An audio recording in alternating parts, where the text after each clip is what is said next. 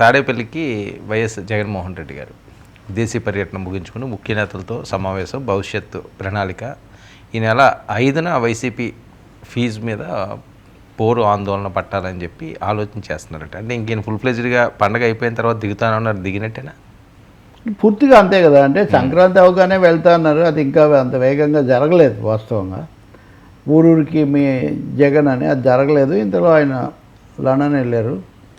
ఈ సమస్యలు పెరిగాయి. వైసీపీలో ఒక ఇది వచ్చింది. పెద్దిరెడ్డి లాంటి ఆయన కూడా ఇప్పుడు ఇవి జరుగుతుంటే కేసులు ఇవన్నీ చాలా మమ్మల్ని వెంటాడుతుంటే మాతో పాటు అధ్యక్షుడు లేదా పార్టీ అధినేత మాజీ ముఖ్యమంత్రి రావట్లేదు అని ఒక అసంతృప్తి అయితే ఆ పార్టీ వాళ్ళలో ఉంది. మీకు ఆంధ్రప్రదేశ్లో ఒక వాతావరణం కనిపిస్తుంది. ఆసక్తికరమైనది ఏంటంటే వైసీపీ 11 సీట్లకు పడిపోవడం అనేది ఎంత ఘోరమైన ఓటమిగా ఉందో, మీకు క్షేత్రస్థాయిలో ఆ పార్టీ వాళ్ళు అంత నీరసంగా బిక్కచచ్చిపోయి లేరు. అది తేడా ఎందుకు వచ్చింది, ఎక్కడ వచ్చింది అనేది మనం చెప్పలేం. కానీ గెలిచిన వాళ్ళు మహదానందంగా ఏం పర్లేదనే వాళ్ళేమో ఎలా జాతపడాలని వాళ్ళు చూస్తుంటే, వీళ్ళు మటుకు ఆ సోషల్ సెక్షన్స్ వాళ్ళని బలపరిచిన సామాజిక వర్గాలు అలా ఉన్నాయి. ఇప్పుడు జగన్ కనుక చొరవ తీసుకోకపోతే మటుకు వాళ్ళు నిలబడడం కష్టం. ఇంతమంది ఇప్పటివరకు నీ తరఫున మాట్లాడి నీ కోసం నిలబడిన వాళ్ళందరూ కేసుల్లో చిక్కుకుపోయి ఇబ్బందులు పడుతుంటే, వాళ్ళ కోసం నిలబడకపోగా నువ్వు కనబడకుండా వెళ్ళావు, చాలా అరుదుగా మాత్రమే మాట్లాడుతున్నావు, నువ్వు మీడియాతో మాట్లాడుతుంటే యూజ్ ఏంటి అని ఇలాంటివి వచ్చాయి. రెండోది అది కూడా లేదు కదా. నెల రోజుల నుంచి ఆయన విజయసాయి రెడ్డి లాంటి ఆయన కూడా వెళ్ళిపోయిన తర్వాత ఇప్పుడు మెంగలేక కక్కలేక అన్నట్టుగా ఆయన అనను లేరు, బలపరచను లేరు. ఇలాంటి పరిస్థితుల్లో పార్టీలో స్థైర్యం నిలబెట్టడం అన్నది ఒక సవాల్గా ఉంది జగన్మోహన్ రెడ్డికి. రెండు కార్యాచరణ కూడా చేయాలి కదా. ఇప్పుడు నిన్న నెల్లూరులో సిపిఎం వాళ్ళ మహాసభలు ఈరోజు అయిపోతాయి అనుకోండి. అంతకుముందు వేరేవి జరిగాయి. ఇప్పుడు విద్యుత్ శక్తి విధానం అనండి, ఫీజులు అనండి, లేకపోతే ఇప్పుడు బడ్జెట్లో ఆంధ్రప్రదేశ్కి ఏమి ఇవ్వలేదు స్పెసిఫిక్గా. మరి అలాంటి విషయాలు ఎవరు ఛాంపియన్ చేయాలి, ఎవరు ముందుకు తేవాలి? ఇందాకే చాలా ముఖ్యమైన పెద్ద చెప్తున్నారు ఏమని, మేము అది చేస్తాం ఇది చేస్తామని చెప్పిన వాళ్ళు ఇప్పుడు వచ్చి బడ్జెట్ లేదు, మేమేం చేయలేము, లేకపోతే సాధ్యం కాదంటుంటే దాన్ని ఎందుకు నిలదీయడం లేదు? సో తమ వాళ్ళ రక్షణ కోసం కానీ సమస్యల మీద ఎలుగెత్తడంలో కానీ జగన్మోహన్ రెడ్డి అగ్రభాగాన్ని నిలబడడం లేదు. పోనీ ఆయన తరఫున అంతకుముందులాగా కుడి భుజాలు ఎడం భుజాలు ఉన్నారంటే అందరూ గాయబ్, ఎవరు లేరు. కాబట్టి జగన్ ఇంకా స్వయంగా రంగంలోకి దిగి మళ్ళీ ఒకసారి కార్యకర్తలను కలుసుకోవడం అవన్నీ చేయాల్సి ఉంటుంది. కానీ ఆత్మవిమర్శ కూడా ఎంతో కొంత చేసుకోవాల్సిన అవసరం ఉంది. అది అయితే ఉండట్లేదు అసలు. చేతులు ఎత్తేసారనుకోవచ్చా ఎవరు ప్రస్తుతానికి? ఎవరు ఎత్తారు వర్మ గారు? చేతులు ఎందుకు ఎత్తేస్తారు చెప్పండి? వాళ్ళు వ్యవస్థలు నిర్మించుకొని పార్టీలు, రాజకీయ సంబంధాలు, ఆర్థిక సంబంధాలు ఇవన్నీ. పైగా బీజేపీ వాళ్ళని వదిలేయలేదు. ఇప్పుడు చంద్రబాబు నాయుడు ప్రభుత్వం ఫోకస్ చేస్తుంది కానీ నరేంద్ర మోదీ ప్రభుత్వం ఫోకస్ చేయట్లేదు. జగన్మోహన్ రెడ్డిని, ఒక అరవింద్ కేజ్రీవాల్ను, మనీష్ సిసోదియాను, ఇంకా ఇంతమందిని వరుసగా జైల్లో పెట్టారు కదా ఢిల్లీలో. నేను జైల్లో పెట్టమని చెప్పట్లేదు, కానీ కేసులను వేగంగా మీరేం చేయలేదు. కాబట్టి బీజేపీ అయితే జగన్ను టార్గెట్గా చేసుకోలేదని తెలుస్తుంది. ఇది వాళ్ళ కొంచెం ఉపశమనం. కేంద్రం కూడా టార్గెట్గా ఇద్దరి మధ్య ఉక్కిరి బిక్కిరి అయ్యేవాళ్ళం. ఇప్పుడు అలా లేదు. కానీ జగనే ఉదాసీనంగా ఉన్నాడు, జగనే మీద భారం వేసుకోవట్లేదు అనే ఒక తీవ్రమైన అసంతృప్తి వైసీపీ క్యాడర్లో, లీడర్స్లో ఉంది. ఈ అసంతృప్తిని పోగొట్టడానికి మరి ఒక సభలో ఏం చేస్తాడు? ఇంకోటి, ఆ సభలో తన లోపాలు లేదా ఏం చేయాలి ఇవి చెప్పకుండా మళ్ళీ ఆ రోజు బటన్ నొక్కి డబ్బులు ఇచ్చాము, దీనికి ఇచ్చాము, వీళ్ళు ఇవ్వలేదు, ఇది ఒక్కటే చెప్తే మనకి ఈ మంత్రం ఎంతో కాలం పారదు. జగన్ మంత్రం మార్చుకుంటాడా లేదా, ప్రజాతంత్రం నేర్చుకుంటాడా లేదా, అది ఇక్కడ ముఖ్యం. అంతే. అది రేపు 5వ తారీఖు మీరు అన్నట్టు సమావేశంలో ఫీజుల సమస్య ఉంది. చాలా అంశాలు ఉన్నాయి, ఇది ఒకటే కాదు. సార్ అసెంబ్లీకి వెళ్ళే పరిస్థితి ఉంటుందా? అసెంబ్లీకి రాకపోతే నువ్వు మీ జగన్మోహన్ రెడ్డి గారు రాజీనామా చేయండి అని ఇందాకే నాగబాబు గారు అడగొచ్చు. ప్రజాస్వామ్యంలో తప్పకుండా అడగొచ్చు. లేదా ఒక అంశం మీద ఏదైనా, ఇప్పుడు ఉదాహరణకు తెలంగాణ సాధన కోసం, లేదా విశాఖ ఉక్కు ఫ్యాక్టరీ కోసం, లేకపోతే పలానా రిజర్వేషన్ కోసం అని అంటే దానికి ఒక రీజన్ కొంతకాలం ఉంటుంది. అసలు మేము సభకే వెళ్ళాము, సభకి ఎన్నికయ్య అంటే అదేముంది? ఇప్పటివరకు అలా చేసిన వాడు ఒకడే ఉన్నాడు, సిరంజిత్ సింగ్ మాన్ అని పంజాబ్లో సిక్కు ఉగ్రవాది మిలిటెంట్. అకాలీలను ఓడించడానికి ఆయన చేశాడు. అకాలీల బదులు వెళ్ళిన 14 మందిని ఎన్నుకున్నారు. వీళ్ళందరూ సభకే పోయేవాళ్ళు కాదు, ప్రమాణ స్వీకారం కూడా చేసేవాళ్ళు కాదు. సో ఆ పరిస్థితి వస్తే ప్రజలు మన దేశంలో మెచ్చుకోరు అది ప్రజాస్వామ్యంలో. మరి ఆ విషయంలో కూడా కొంత పునరాలోచన ఉంది అని కొన్ని లీకులు ఇస్తున్నారు. రేపు 5వ తారీఖు అది కూడా తేలుతుంది. మరి సభకు వస్తామని ఏమన్నా ప్రకటిస్తారా అని. వెళ్ళాల్సిన అవసరం ఉంది కదా సార్ ఈ టైంలో? 100% ఉంది. వెళ్ళాల్సిన అవసరమే కాదు, బాధ్యత కూడా ఉంది.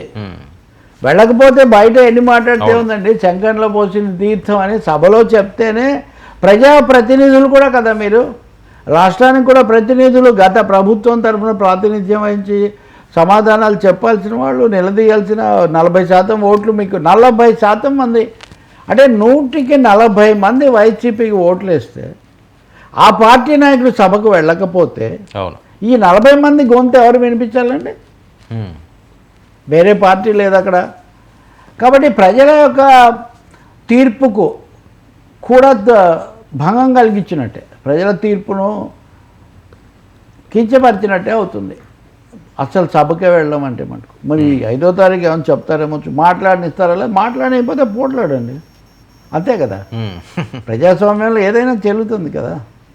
ఇప్పుడు గతంలో వాళ్ళు చేసింది అదే కదా, వాళ్ళు మాత్రం మాట్లాడనిచ్చారా? అంతే కదా, పోట్లాడాలి. పోట్లాడడానికి సిద్ధంగా ఉండాలనుకోవచ్చా జగన్మోహన్ రెడ్డి గారు? అసెంబ్లీకి వెళ్ళి పోట్లాడతారు లేదో చూడాలి. ఇక్కడ ఎంతసేపు తాడేపల్లి అధికార నివాసంలో కాకుండా అసెంబ్లీలో పోట్లాడతారా, అసెంబ్లీలో ఈ అంశాలు ఏమనెత్తుతారా, అలాగే తన మీద అక్కడ వచ్చే విమర్శలకు దాడులకు అక్కడే సమాధానం చెప్పగలరా లేదా, ఇవన్నీ చూడాలి.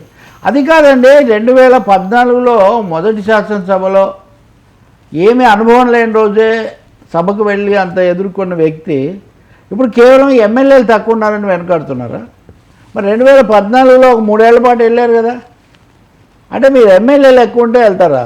అంటే ఏంటి సార్ అది, ఏమనుకోవచ్చు అంటారు? అంత కష్టపడి అంత పెద్ద మ్యాండేటరీ ప్రజలు ఇచ్చారు, 151 సీట్లు సింగిల్ హ్యాండ్తో గెలిపించుకున్నారు. ఆయనే పాదయాత్రలు చేశారు, చాలా కష్టపడ్డాడు ఆయన. సామాన్యంగా ఈజీగా ఏం రాలేదు కేక్ అది కూడా. సార్ ఇప్పుడు ఎందుకు ఇంత నిరాశ నిస్పృహ కనిపిస్తున్నది ఆయనలోని? ఒక్కసారి నిరాశ నిస్పృహ కాదు, ఒక విధంగా ఎందుకులే అక్కడికి వెళ్ళి బయట చేసుకుందామనే అది ఒక ఎత్తుగడ అంతే. అక్కడికి పైగా విమర్శలు దాడులు వస్తాయేమో తట్టుకోలేమనే ఒక వాటిని తప్పించుకునే ఒక పలాయనవాదం. అసెంబ్లీ నుంచి పారిపోయే క్యారెక్టరా జగన్మోహన్ రెడ్డి గారు? అసెంబ్లీ నుంచి ఎదురు ప్రత్యక్ష పీటీ నుంచి అంతే కదా. దీన్ని అంతే అంటారు కదా, పలాయనం అనే అంటారు కదా, ఇంకేమంటారు? ఎవరి క్యారెక్టర్ ఏంటి, ఎవరు వీరులు, ఎవరు తిరగలేదు మనకు అనవసరం అండి. ప్రజాస్వామ్యంలో ఎన్నికల వ్యవస్థలో కొన్ని బాధ్యతలు కొన్ని ప్రజల పట్ల చేయాల్సినవి ఉన్నాయి. మీరు ప్రధాన ప్రతిపక్ష హోదా కోసం మీరు అడుగుతున్నారు, ఇవ్వరు, సంఖ్య లేదని తెలిసి కూడా మీరు మామూలు పక్షంగా మీరు బాధ్యత వహిస్తే కదా ప్రధాన ప్రతిపక్షం హోదా రేపు అడిగేది మీరు. అసలు ఇదే మీరు నిర్వహించినప్పుడు మీకు నైతికంగా ప్రజల మద్దతు ఎలా వస్తుంది? కాబట్టి సభకు వెళ్ళకపోవటం అన్నది అసంబద్ధమైన అర్థరహితమైనటువంటి విషయం. ఇంకా ఆయన తాడేపల్లిలో ఎన్ని సభలు జరిపినా సరే సభకు పోనంత వరకు అవి సాక్షికి పరిమితం అవుతాయి తప్ప సర్వజనులకు చేరవు. సార్ మిగతా 10 మంది పరిస్థితి ఒకవేళ ఈయన కానీ వెళ్ళకపోతే వాళ్ళు ఇబ్బందిలో పడ్డట్టే కదా.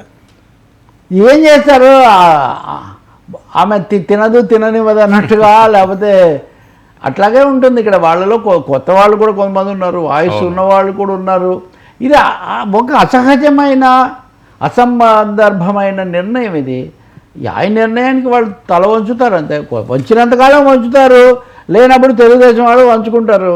ఇప్పుడు మిగతా వాళ్ళు కొంతమంది మారారు కదా, ఈ 11 మంది అయినా ఉంటారు, గ్యారంటీకి ఇలాగే ఉంటారని ఏముంది గ్యారంటీ? అవును. వీళ్ళని యాక్టివ్గా క్రియాశీల శాసనసభ పక్షంగా చేసుకోకపోతే తొందరలో వీళ్ళు టీడీపీలోకి కూడా వెళ్ళొచ్చు.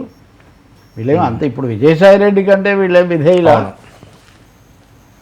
లేకపోతే ఆయన ఎవరు బాలినేని శ్రీనివాసరెడ్డి కంటే సన్నిహిత బంధువుల ఎవరికంటే ఇది. కాబట్టి ఏదైనా పద్ధతిగా జరిగితే పద్ధతిగా ఉంటుందండి, పద్ధతి లేదే అంతే సంగతులు. సో కాపాడుకోవాల్సిన బాధ్యత కూడా పూర్తిగా ఉంది. ప్రజల కోసము, పార్టీ కోసము, తీర్పు కోసమే కాదు, ఈవెన్ ఉన్న 11 మందిని నిలబెట్టుకోవడానికైనా జగన్మోహన్ రెడ్డి శాసనసభకు వెళ్ళాల్సిన అవసరం ఉంది అంతే. సిపిఎంకి 2 ఎమ్మెల్యేలు ఉన్నారు సార్ తెలుగుదేశం కాలంలో. రాజశేఖర రెడ్డితో సమానంగా అప్పుడున్న నోముల నరసింహయ్యకో, సున్నం రాజయ్యకో ప్రజల పేర్లు తెలుసు, వాళ్ళు రోజు మాట్లాడేవాళ్ళు. ఇప్పుడు ఒకడే ఉన్నాడు, సిపిఎం వాళ్ళు లేరు, కానీ అసెంబ్లీలో కూననేని సాంబశివరావు చెప్పుకోవట్లేదు, ఆయన ఆ పార్టీ అనుకుంటారు. సంఖ్యలను బట్టి అయినా ఇద్దరే ఉన్నారు బీజేపీకి. వాజ్పేయి, అద్వానీ కూడా ఓడిపోయారు. అవును, ఆ ఇద్దరు సభకి వెళ్ళారు కదా. నేను అప్పుడు ఏదో బీజేపీ సభకి వెళ్ళాను, ఏదో బిల్లు మీద ఇద్దరే వ్యతిరేకంగా ఓటేశారు. నేను అక్కడెక్కడో ఉండి వార్త చూశాను, ఇద్దరైనా మన వాళ్ళు మొనగాళ్ళు అనుకున్నాను నేనని అద్వానీ చాలా గొప్పగా చెప్పేవాడు అనమాట. కాబట్టి నిలబడాలండి, ఒక్కడైనా నిలబడాలి, అంతే కదా. అవును సార్. బట్ ఈ ఎజెండా వస్తుందా?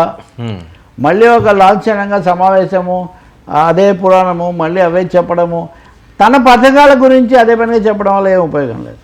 అందులో మటుకు ఇంకా రెండో మాటే లేదు. ఇంకా సో ఇంక జనాల్లోకి రావాల్సిన అయితే అవసరం జనాల్లోకి రావాలి, నిలబడాలి, జనం కోసం నిలబడాలి.